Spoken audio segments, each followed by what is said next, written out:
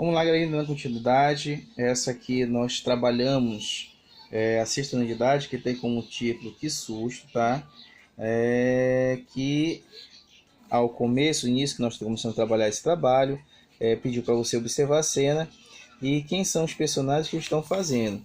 Se você analisar a imagem em si, a imagem, existe alguém que está contando uma história e provavelmente essa história, com um título, sugere que seja o título de uma história de assombração ou história de terror, né? Que é um tipo de gênero textual que perpassa em muitas casas, principalmente assim, eu digo assim, quando nesse período de apagão que nós tivemos, né?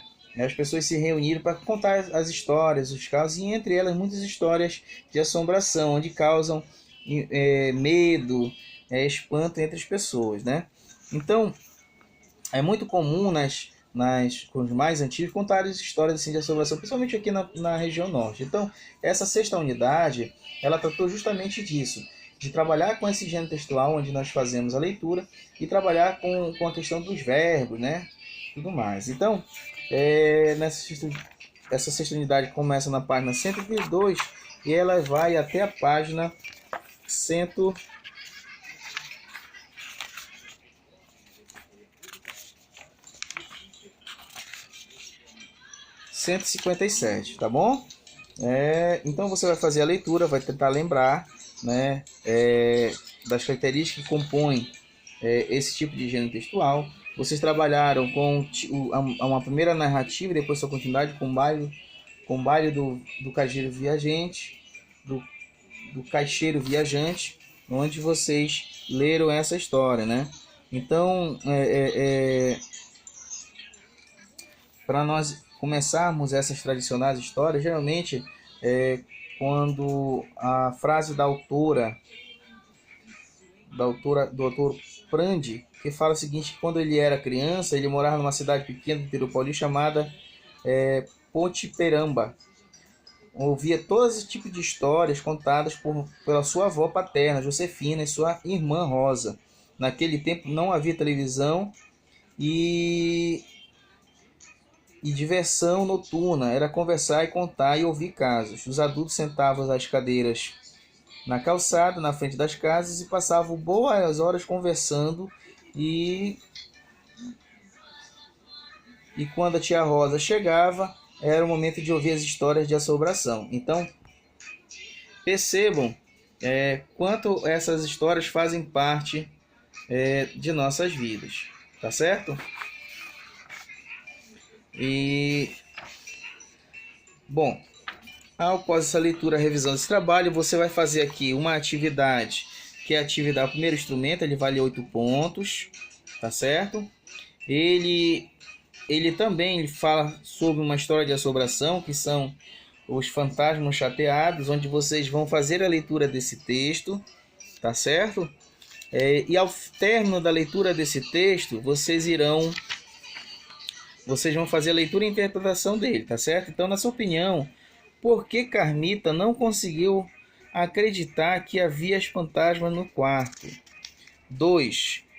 Por que razão os fantasmas estavam tristes? Na questão 3, também de interpretação, para eles, o que indicava que as pessoas já não tinham mais medo dos fantasmas? 4. Qual a solução encontrada por eles para curtir a tristeza? 5. De que maneira Camila voltou para casa? Você vai responder aqui. 6. Qual a solução encontrada por ela para acabar com a tristeza dos amigos, nesse caso os fantasmas com os quais fizeram amizade? Na questão 7, já muda, já vai para uma parte já da ortografia, certo? E vai dizer assim: ainda a continuação do texto, melhor dizendo, ao dizer que Camila ia fazer um sermão sobrenatural, o fantasma quis dizer que o sermão seria muito violento, de outro mundo ou amigável, O que está relacionado a essa palavra sobrenatural? 8. A atitude de Camila ao ajudar o fantasma foi de solidariedade, medo ou irritação? Aí quando vocês vão ter que pesquisar o que significar essas palavras para poder entender a atitude de Camila. E 9, né? 9. Procure no texto adjetivos dos substantivos abaixo. Lembrem, adjetivos são qualidades do substantivo. Aqui nós temos vários substantivos e vocês vão procurar no texto qualidades que são chamadas de adjetivos para colocar aqui na frente dessas palavras, ok? E 10º, você vai reescrever, você vai voltar lá para o primeiro parágrafo e vai reescrever como se você fosse a Camila, narrando tudo em primeira pessoa. Ou seja, você está presente dentro do texto. Então, quando fala em outra pessoa, se ela começa assim, ele cresceu na cidade de tal. Então, você vai colocar na primeira pessoa. Eu nasci na cidade, mas é só um exemplo que não está no texto. Então, você vai voltar lá para o primeiro parágrafo, né? O primeiro parágrafo, que é este aqui, e você vai transformá-la na primeira pessoa, colocando eu. Repare que muda aqui, ela entrou, então tá terceira pessoa, ela. Você vai colocar na primeira pessoa como se fosse você. Então, como você vai reescrever esse primeiro parágrafo colocando